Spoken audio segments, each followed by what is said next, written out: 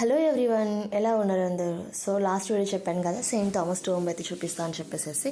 ఇది వచ్చేసేసి tome museum అనమాట. మ్యూజియం లోపలికి రాగానే ఆ రోజుల్లో యూజ్ చేసినటువంటి మేబీ ఇవన్నీ ఆల్టర్స్ అయి ఉండొచ్చు, లేకపోతే వాళ్ళు అక్కడ నిల్చొని ప్రీచింగ్ చేసిన ప్లేసెస్ అయి ఉండొచ్చు, వాళ్ళ సిట్టింగ్ ప్లేసెస్ అయి ఉండొచ్చు.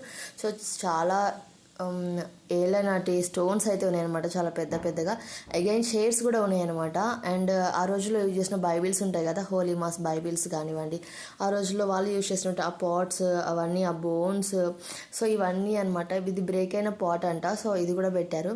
తర్వాత ఇది చర్చి కన్స్ట్రక్షన్ అనమాట, అది మోడల్. ఇక్కడ రెలిక్ ఆఫ్ సెయింట్ థామస్ అని ఉంది క్రాస్ మీద.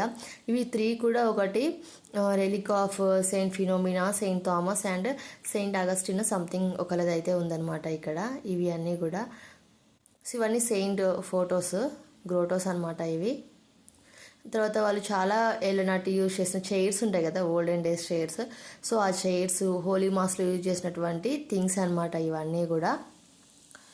ఇవన్నీ అయితే పెట్టేశారు ఆ రోజుల్లో, చాలా ఓల్డెన్ డేస్ కదా. డిఫరెంట్ మోడల్స్ ఉన్నాయి అనమాట, చూడటానికి కూడా చాలా బాగున్నాయి ఇవి.